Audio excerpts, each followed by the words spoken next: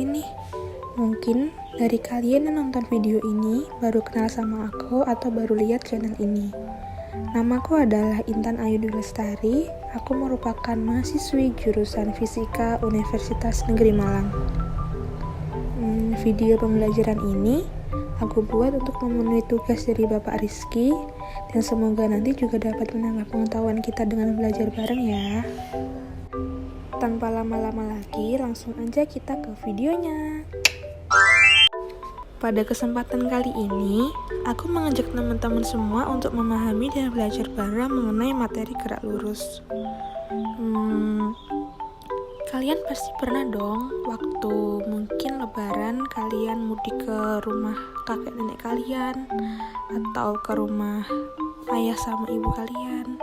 Nah, waktu lebaran kemarin kebetulan aku bareng sama keluarga aku mudik ke kampung halaman opa dan oma. Waktu perjalanan kemarin kami melewati jalan tol yang ramai sekali. Nah, pada jalan tol yang ini, waktu mobil melewati jalur yang lurus dengan kecepatan konstan atau mobil tidak mengalami perubahan kecepatan, kondisi seperti ini bisa dikatakan mobil mengalami gerak lurus beraturan atau GLB.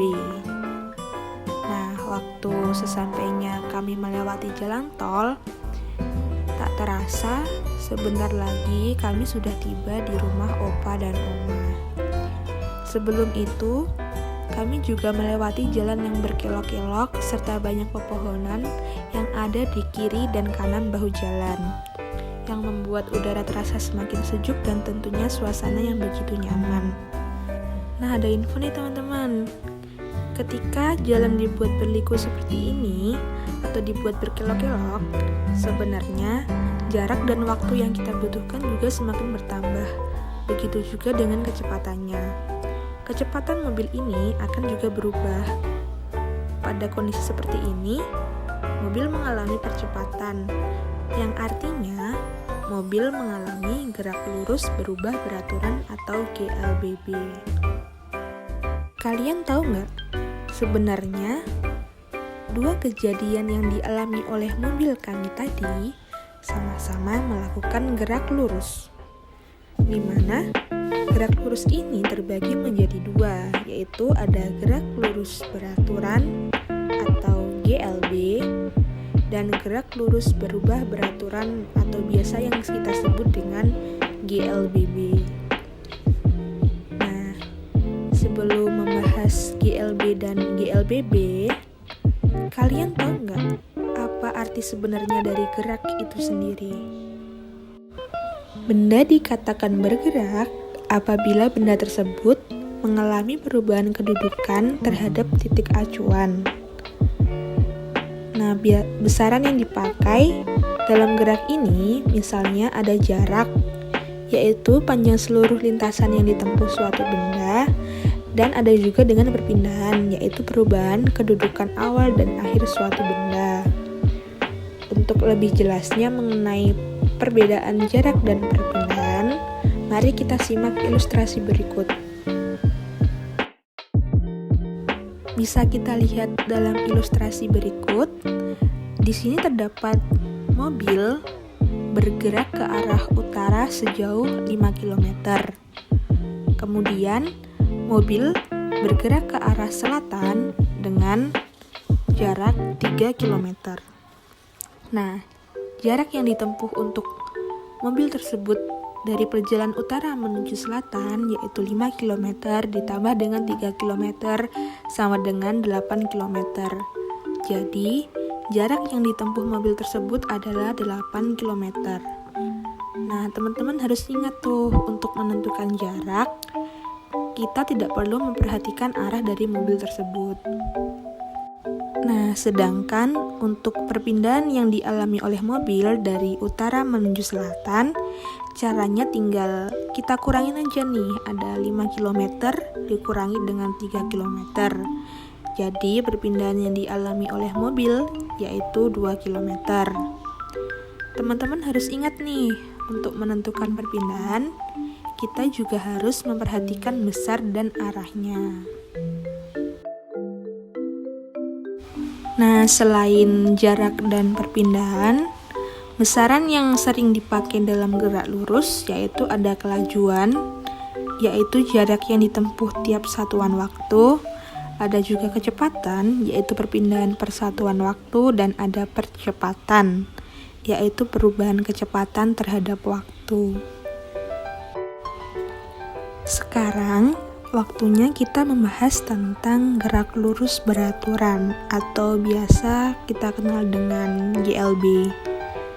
Nah, sesuai dengan namanya, GLB ini merupakan gerak benda yang lintasannya lurus dengan kecepatan tetap.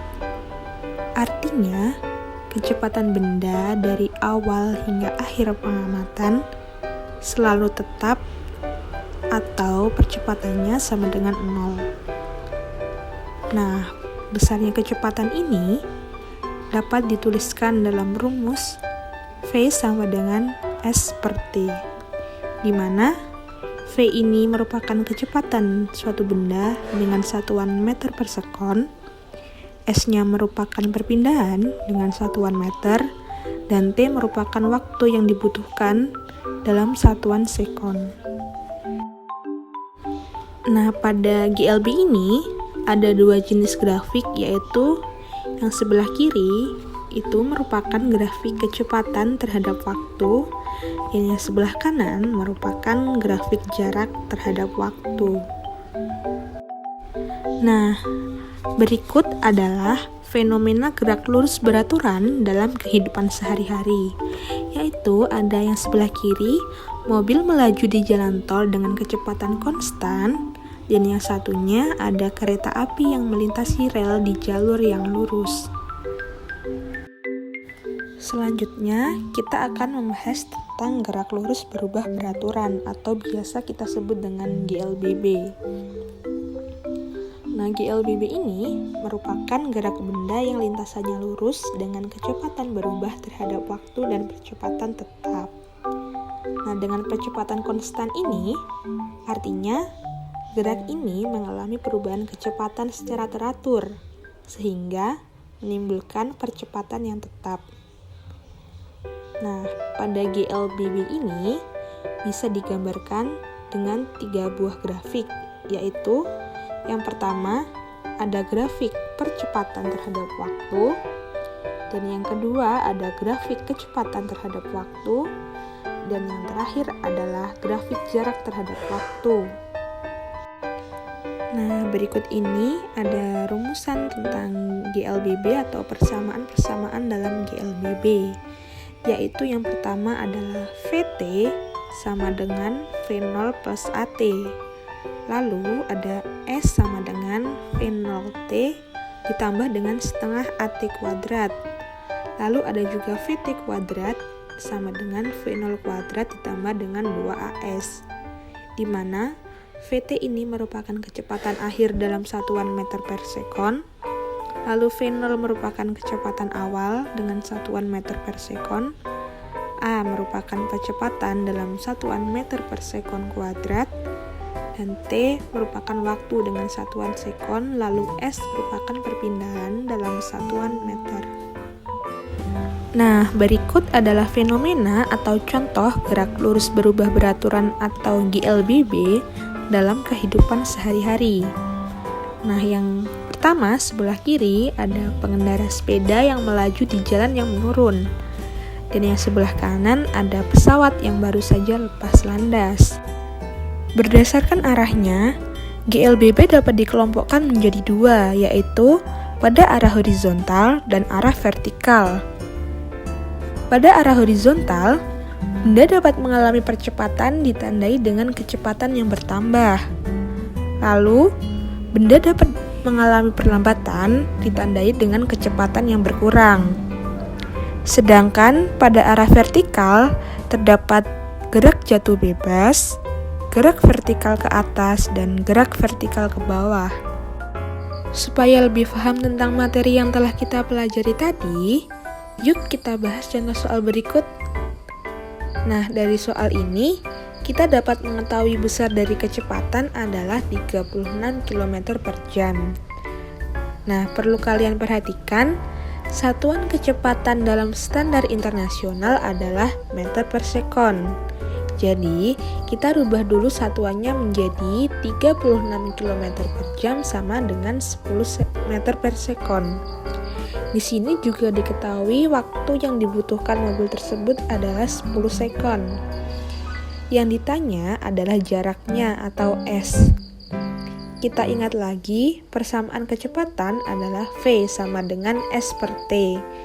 Jadi dapat diketahui rumus untuk S sama dengan V dikali dengan T.